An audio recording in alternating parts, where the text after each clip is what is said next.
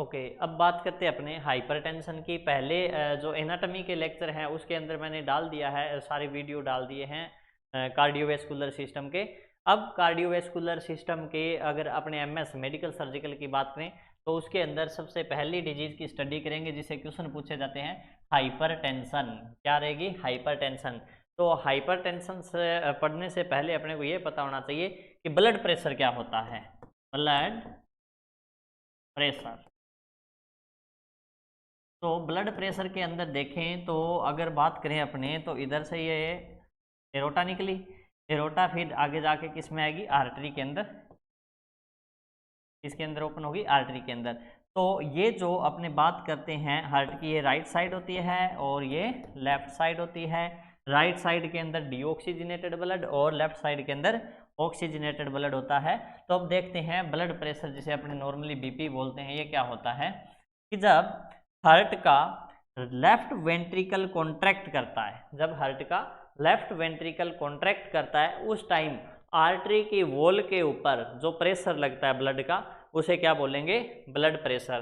तो जब कॉन्ट्रैक्शन करता है, जब हार्ट कॉन्ट्रैक्ट करता है उस टाइम जो प्रेशर लगता है उसे बोलते हैं सिस्टोलिक। क्या बोलेंगे? सिस्टोलिक। और जब हार्ट रिलैक्सेशन की कंडीशन में होता है, हार्ट की वॉल जब रिलैक्स होती है तब आर्टरी की वॉल के ऊपर जो प्रेशर लगता है उसे क्या बोलेंगे अपने? डायस्टोल। क्या बोलेंगे? डायस्टोल। क्लियर? तो इस प्रकार अपने मेजर करें तो अगर बात करते हैं जैसे नॉर्मली 120/80 mmHg होता है, तो इसके अंदर जो ऊपर वाली रीडिंग है जिसे अपने क्या बोलते हैं? सिस्टोलिक। और लोअर साइड की रीडिंग है ये वाली है, इसे क्या बोलेंगे अपने? डायस्टोल। क्लियर? तो और इन दोनों सिस्टोल और डायस्टोल के बीच के डिफरेंस को अपने क्या बोल देते हैं? Pulse pressure. तो अब अपने को ये देखना है कि ये बीपी मेजरमेंट कैसे करते हैं। तो बीपी मेजरमेंट करने के लिए, बीपी मेजर करने के लिए आपको पता है अपने जो इंस्ट्रूमेंट यूज करते हैं उसका नाम क्या होता है? सफिग्मो मेमोमीटर। उसे क्या बोलते हैं? बीपी मशीन को क्या बोलेंगे?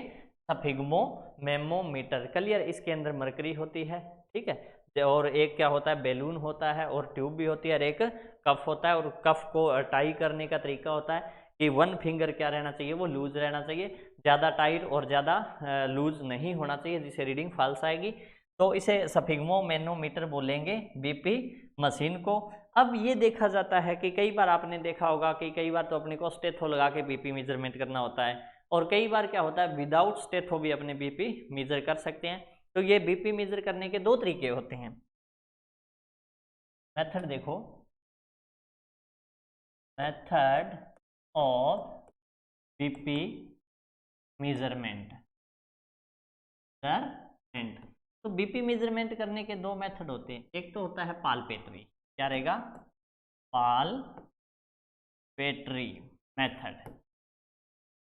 पालपेट्री मेथड के अंदर अपने को स्टेथोस्कोप की जरूरत नहीं होती है, लेकिन इसके अंदर पालपेट्री मेथड के अंदर अपने क्या है, इस प्रकार यहाँ से पल्स चेक करके और एक बीपी मशीन से कर सकते हैं। लेकिन इसके अंदर क्या कंडीशन क्या रहती है कि इस मेथड से ओनली आप क्या देख सकते हो?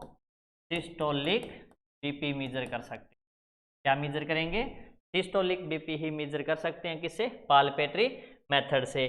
तो पहला मेथड तो बीपी मेजर करने का कौन सा हो गया? पालपेट्री। और दूसरा मेथड होता है अस्कल्टेटरी। कौन सा मेथड? अस्कल्टेटरी मेथड। अब अस्कल्टेटरी मेथड के अंदर अपने को स्टेथो की जरूरत पड़ती है, स्टेथोस्कोप की जरूरत पड़ती है अपने को। कौन से मेथड के अंदर? अस्कल्टेटरी मेथड के अंदर। क्लियर? और अस्कल्टेटरी मेथड से ही अपने क्या करते हैं? सिस्टोलिक और डायस्टोलिक दोनों देख सकते हैं। सिस्टोलिक बीपी भी देख सकते हो और डायस्टोलिक बीपी भी मेजर कर सकते हैं। तो ये ध्यान रहे, दो ही मेथड है बीपी मेजर करने के, एक तो पालपेट्री मेथड और दूसरा कौन सा रहेगा? अस्कल्टेटरी मेथड। क्लियर? और नॉर्मल जो बीपी होता है वो कितना रहेगा? 120/80 mmHg। जो अपने फर्स्ट ईयर क्लास से पढ़ते आ रहे हैं तब से ये इतना ही है भाई, ठीक है।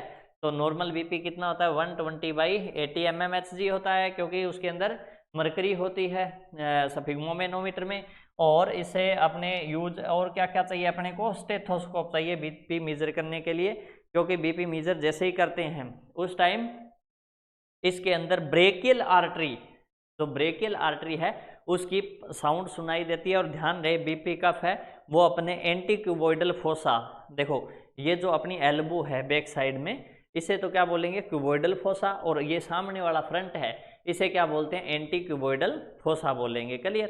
तो एंटी क्यूबोइडल फोसा से 2 फिंगर अबो अपने को क्या करना चाहिए, बीपी कफ है वो टाई करना चाहिए, और यहीं से अपने क्या लेफ्ट साइड की ब्रेकियल आर्टरी से आप बीपी मेजर कर सकते हो। क्लियर? तो इस बात का ध्यान रखना चाहिए। अब अपने को ये देखना है कि स्टेथोस्कोप के अंदर जो साउंड प्रोड्यूस होती है उसका क्या नाम होता है। तो स्टेथोस्कोप के अंदर जो साउंड प्रोड्यूस होती है उसे बोलते हैं कोरस्कोप, कोरस्कोप साउंड, उसे क्या बोलेंगे, कोरस्कोप साउंड। क्लियर? तो ये तो था नॉर्मल बीपी के बारे में। अब अपने को ये देखना है कि हाइपरटेंशन क्या होती है। तो नॉर्मली तो बीपी कितना मान लिया आपने, 120/80 मान लिया। अब 120/80 से कितना अब हो जाए जिसे अपने हाइपरटेंशन बोलेंगे। तो इस चीज को देखो जरा आप, तो हाइपरटेंशन, हाइपरटेंशन इसे बोलते हैं जी, इसका दूसरा नाम क्या होता है, साइलेंट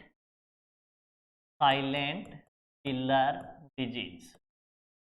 क्या बोलेंगे इसे, साइलेंट किलर डिजीज, क्योंकि काफ़ी कई साल तक तो इसका पता ही नहीं चलता। और हार्ट के अंदर, हार्ट की जो मोस्ट कॉमन डिजीज है यही रहती है हाइपरटेंशन। इसके अंदर अपने देखा है कि कई सालों तक ही, जैसे 2-3-4 साल तक भी पता नहीं चलता कि पेशेंट को कोई डिजीज है, क्योंकि पहले ये क्या होती है एसिम्टोमेटिक। तो हाइपरटेंशन किसे बोलेंगे, जब बीपी 140/90 mmHg से अबो चली जाए, 140/90 mmHg से अबो चली जाती है तो इसे अपने क्या बोलेंगे, हाइपरटेंशन। इसके कोज बहुत होते हैं, इन्वायरमेंटल कोज भी है, ठीक है, कम्युनिटी लेवल के या पब्लिक हेल्थ डिजीज के बारे में बात करें तो ये पब्लिकली सबसे ज़्यादा होती है।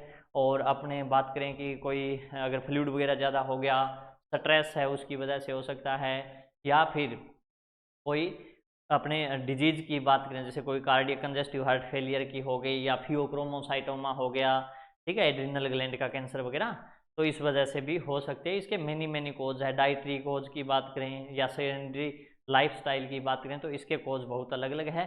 तो ये कोज है, ये अपने बात करेंगे हाइपरटेंशन के टाइप के अकॉर्डिंग, जैसे मान लो प्राइमरी हाइपरटेंशन है, सेकेंडरी हाइपरटेंशन है, उसके अकॉर्डिंग कोज अलग अलग होंगे।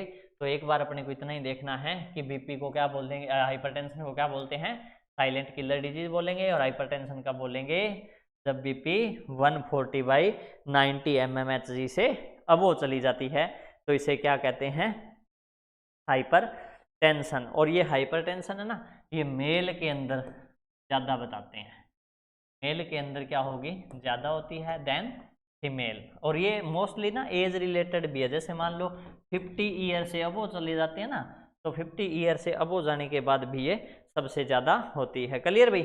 अब अपने बात करते हैं कि हाइपरटेंशन है, इसके अंदर कि ये कितने प्रकार की है, क्लासिफिकेशन इसका कितने प्रकार का है हाइपरटेंशन का। तो हाइपरटेंशन के क्लासिफिकेशन के अंदर अगर अपने बात करें तो सबसे पहले आएगी प्राइमरी हाइपरटेंशन। क्या रहेगी, तो मैं यहाँ लिख देता हूँ primary hypertension, primary hypertension HTN लिखते हैं ना, प्राइमरी हाइपरटेंशन। प्राइमरी हाइपरटेंशन पहले तो होगी एसिम्टोमेटिक, क्या रहती है, एसिम्टोमेटिक रहती है। ये जैसे मान लो इसके अगर बात करें तो ये लगभग 90% तक या 95% तक मिलती है प्राइमरी हाइपरटेंशन, जिसके अंदर क्या रहेगा, पेशेंट के अंदर साइन सिम्टम नहीं आएंगे प्राइमरी हाइपरटेंशन के अंदर। और उसके बाद अगर बात करें कि ये प्राइमरी हाइपरटेंशन होने के कारण क्या क्या है, या फिर इसके रिस्क फैक्टर क्या क्या है। तो रिस्क फैक्टर की बात करें तो रिस्क फैक्टर है ना 2 प्रकार से होते हैं। रिस्क फैक्टर कितने प्रकार से, 2। तो एक तो और ये ना क्वेश्चन पूछा जाता है, ध्यान रहे, एक तो होता है मॉडिफाई फैक्टर, एक होता है नॉन मॉडिफाई फैक्टर। इससे भी क्वेश्चन पूछा जाता है कि मॉडिफाई फैक्टर कौन सा होता है और नॉन मॉडिफाई फैक्टर कौन सा होता है। तो ये मैं बता देता हूँ, मॉडिफाई फैक्टर वो होते हैं जिनको अपने क्या कर सकते हैं, मॉडिफाई कर सकते हैं, लेकिन नॉन मॉडिफाई फैक्टर वो हैं जिन्हें अपने मॉडिफाई नहीं कर पाएंगे और वो होते भी नहीं हैं। जैसे अगर मान लो मॉडिफाई फैक्टर की बात करें तो ये कह रहा है ओबेसिटी, ओबेसिटी किसी का वेट ज़्यादा है तो वो क्या है, मॉडिफाइबल फैक्टर है, क्योंकि अपने वेट को क्या कर सकते हैं, कम कर सकते हैं। इसी प्रकार अगर मान लो और बात करें डाइट, कोई मान लो हाई सोडियम डाइट ले रहा है जिससे बीपी बढ़ रहा है, तो डाइट को भी अपने इम्प्रूव कर सकते हैं। या फिर बात करें स्ट्रेस, क्योंकि स्ट्रेस से भी होता है ना ये, तो इसे क्या बोल सकते हैं अपने, स्ट्रेस भी क्या है,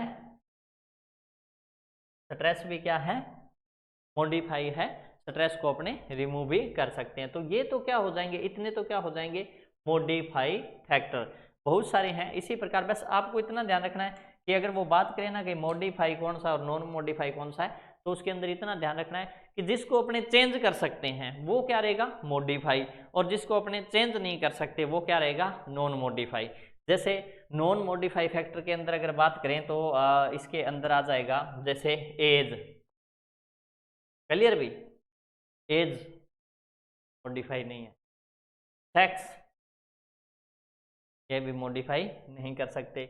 और अगर बात करें जैसे जेनेटिक, जेनेटिक फैक्टर है जिसके अंदर, ठीक है, या फैमिली हिस्ट्री है, तो उसके अंदर अपने क्या है, ये सारे क्या हो जाएंगे, नॉन मॉडिफाई फैक्टर। अब देखो आपको पता चल गया होगा क्लियर कट, ओबेसिटी में वेट रिड्यूस करके अपने कर सकते हैं भाई, डाइटरी पैटर्न सुधार करके अपने क्या कर सकते हैं, इससे छुटकारा पा सकते हैं।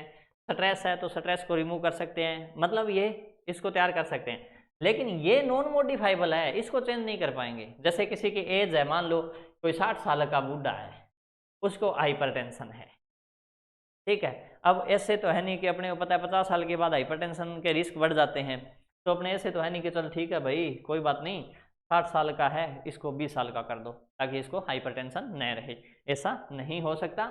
जो चीज़ चेंज नहीं हो पाती उसे क्या बोलेंगे, अपने नॉन मॉडिफाई फैक्टर बोलते हैं। तो ये किस में आएगा, प्राइमरी हाइपरटेंशन में। तो प्राइमरी हाइपरटेंशन 90% तक होती है लोगों के अंदर, इतना ध्यान रखना है। और प्राइमरी हाइपरटेंशन एसिम्प्टोमेटिक रहेगी, शुरू के अंदर कोई सिम्टम नहीं आएंगे।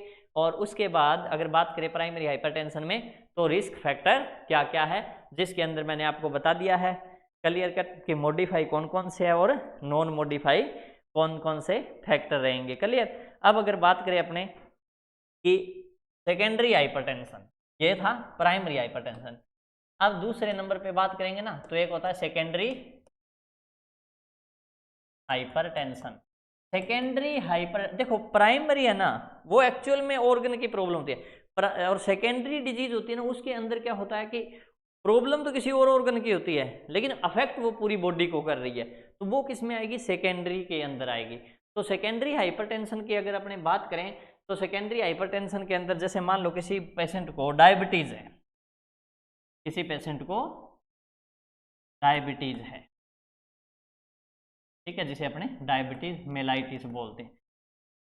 अब अगर किसी पेशेंट को क्रोनिक डायबिटीज है लंबे टाइम तक, 5 से 7 साल से अगर किसी को डायबिटीज है, तो उसके अंदर डेफिनेटली हाइपरटेंशन मिलेगा। क्यों, क्योंकि इसमें डायबिटीज मेलाइटिस में क्या होता है, इंसुलिन कम होता है। क्या कम होगा, इंसुलिन। मतलब प्रॉब्लम तो ये किसकी है, पेनक्रियाज की है। लेकिन पेनक्रियाज की प्रॉब्लम होने से हाइपरटेंशन कैसे हो रही है, पेनक्रियाज की प्रॉब्लम होने से हाइपरटेंशन कैसे हो रही है, तो इसके अंदर मैं बता देता हूं कि पेनक्रियाज जितनी अमाउंट के अंदर इंसुलिन बनाती है ना, जितनी अमाउंट में इंसुलिन बनाएगी पेनक्रियाज, उतनी ही अमाउंट में पॉलीपेप्टाइड बनाती है। क्या बनाएगी, पॉलीपेप्टाइड बनाएगी। अब इस पॉलीपेप्टाइड का काम है माइक्रो ब्लड वेसल को, माइक्रो ब्लड वेसल्स को डायलेट रखना, ठीक है भाई। तो अगर बात करें अपने कि पॉलीपेप्टाइड क्या करता है, तो पॉलीपेप्टाइड जो छोटी छोटी ब्लड वेसल होती है, माइक्रो ब्लड वेसल होती है, उनको डायलेट रखने का काम करती है। क्लियर। लेकिन अगर पेंक्रियाज की प्रॉब्लम है जिससे इंसुलिन नहीं बन रहा, तो अगर इंसुलिन नहीं बनेगा तो उस पेशेंट के अंदर पॉलीपेप्टाइड भी नहीं बनेगा। इंसुलिन नहीं बन रहा है तो उस पेशेंट के अंदर पॉलीपेप्टाइड भी नहीं बनेगा, और पॉलीपेप्टाइड नहीं बनेगा उस पेशेंट के अंदर, तो उसके अंदर डेफिनेटली क्या रहेगा, हाइपरटेंशन। क्लियर। इसलिए आपने देखा होगा कि बहुत सारे पेशेंट ऐसे हैं जिनको डॉक्टर क्या कहता है, इंसुलिन तो देता रहता है, ग्लूकोज लेवल तो कंट्रोल में है उनका, लेकिन उनको क्रोनिक कॉम्प्लिकेशन जैसे रेटिनोपैथी, नेफ्रोपैथी और न्यूरोपैथी, ये जो क्रोनिक कॉम्प्लिकेशन है ये होने के ज़्यादा चांस रहते हैं। तो जो नेफ्रोपैथी होगा वो किस वजह से हो रहा है, इस पॉलीपेप्टाइड हार्मोन की कमी से ही हो रहा है, इस बात का ध्यान रहे। तो आज के बाद ये थोड़ा सा ध्यान रखना कि डायबिटीज मेलाइटिस वाले पेशेंट को हाइपरटेंशन क्यों रहती है, और ये किसका है, सेकेंडरी हाइपरटेंशन। किसका रहेगा, सेकेंडरी हाइपरटेंशन का रहेगा। क्लियर भाई, एक मिनट।